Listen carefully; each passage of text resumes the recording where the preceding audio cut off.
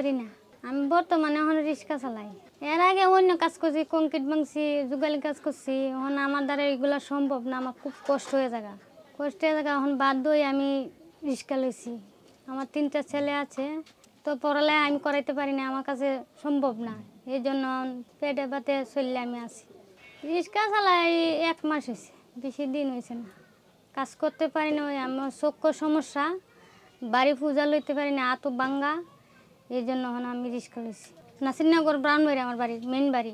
সিলেট প্রায় 20 বছরের কান্দা তৈব। বাসা বাড়ির কাজ আমি করতে পারি না, আমার সমস্যা দেয়। এই জন্য আমি বাসা বাড়ির কাজ করি না। আমার তো অনেকে বলে, কিন্তু বলে না। এমনি সিলেটের মাঝে অনেকে আমার মায়া করে, মানে হেমনে আইলে দান বুকি নিয়ে দে, ডাইকা নিয়ে দে। আমার খুব মায়া করে মানুষে। মোটামুটি ভালোই চলে, আমি কায়ে বাচ্চা আছি, আমার জীবিত্রে ঘর ভাড়া দুয়ার ভাড়া দেওয়ার সমান আছে কি। সিলেটে আসলাম আমার উফুর খান্দাত বেড়া নিতে আসলাম, আর উফুর খান্দাত আসে আর বাড়ির যাই নাই। এখানে সিলেটের আমি রয়ে গেছি। আমার উফু মারা গেছে, আমার বাবা মা আছেন, আমার বাবা মারা গেছে।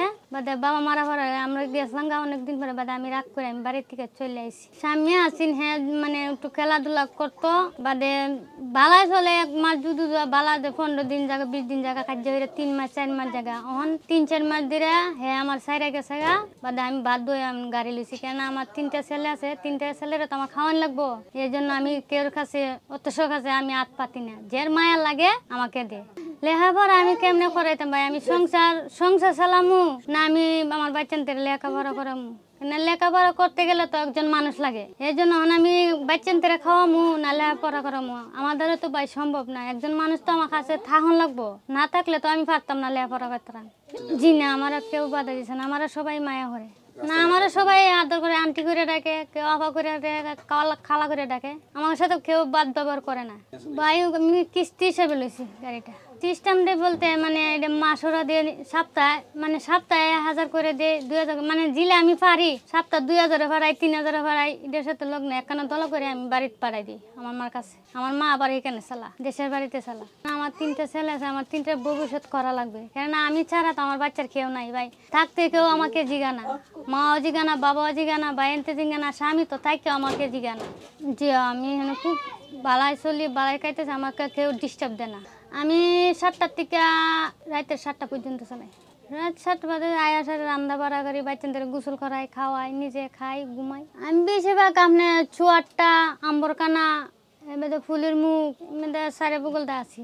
এ তো 600-700 এর তো চলে বলতে। এখন তো আমার ব্যাটারি চার্জ আবার 4 দিন লাগবো, দিয়ে তো আবার যাওয়া লাগবো। মানে আমার ব্যাটারিটা একটু দুর্বল। কি কিস্তিতে আমি বাড়ির থেকে টাকা আনছি, আইনে সেটা সুনামগঞ্জেতে লইছি, আমি বাড়ির ফাটাই কিস্তি। আমার মা আছে যিনা বাইনা আছে, বাইনদের আমি যাই না। বাইনা আমার জিগানা, আমি বাইনদের দ্বারা যাইও না।